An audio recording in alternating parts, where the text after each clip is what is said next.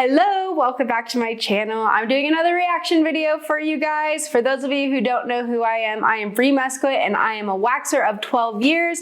Now I am focused on education and providing amazing supplies for all you waxers that are looking to build your clientele and increase your profit. So I'm your girl if that is your goal and what you're looking for. But today I am doing a reaction video that was sent to me, and it looks like we are doing a at-home DIY underarm wax. So let's take a look.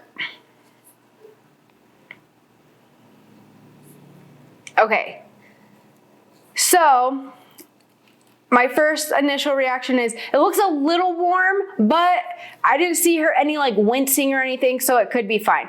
The only thing when you're doing your own underarm wax is you're not gonna apply the way that you normally would if you're taking a client. It's all about the removal. So personally, I switch up my patterns a little bit when I'm waxing my own underarm because you wanna make sure that you're able to get a good grip to get a good solid pull. That's where you can run into issues when you're waxing your own underarms, is the removal, not necessarily the application. So let's see how this goes. Also, because it's really hard to get you don't have a second hand to like use to hold your skin taut, and that's super important as well. So that's another reason why I will change up the way that I lay my strips when I'm waxing myself. But let's see how this goes.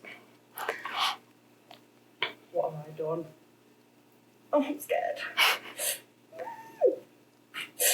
Ooh.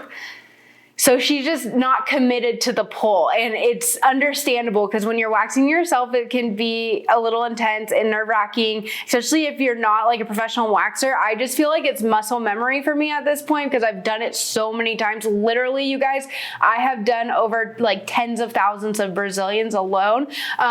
So it's just muscle memory. But if you're waxing yourself at home, it is hard to get that like commitment to pull all the way through. So she's struggling a little bit with that, which is understandable.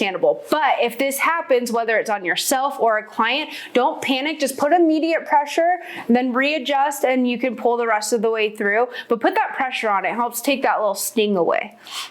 Don't try this at home. I'm bleeding. Okay, so the blood is actually, that's called pinpoint bleeding, and it's really, really, really common with underarms, especially if you're a newer waxer or if you haven't waxed in a while, because you're gonna have dead skin buildup, you're gonna have oil buildup, you're gonna have deodorant buildup there. There's a lot of buildup. So we have what's called sheathing.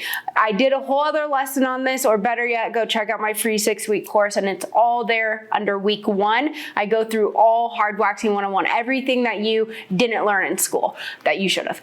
Anyways, pinpoint bleeding, super normal, especially underarm, and bikini area can be another place that's super normal for that too. So nothing to be too alarmed with on that.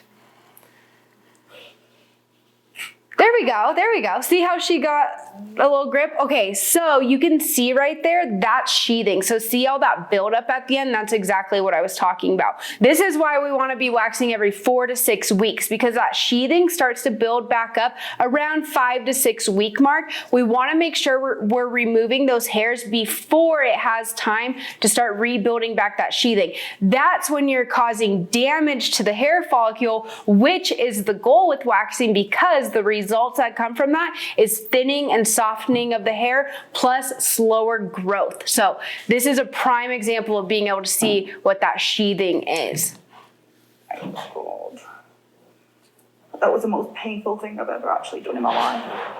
So she totally got it from the root. She did a pretty great job. It does unfortunately look like she may have lifted herself. And that's again just the direction of the application, because it made that removal really difficult. And I do think that the wax was a little too warm. So that's exactly what lifting can look like. So if this happens, what I recommend is put CCC antibiotic ointment on that area. I love also No Trauma Mama by Relax and Wax, which is a professional line. You guys can purchase that and have that available back bar as well. But overall, this wasn't like too terrible. I would just check the temp, and then again, switch up the way that we are applying our strips when we're self-waxing. So let me know if you guys want to see me wax my underarm so I can give a little demo on how it is that I do it.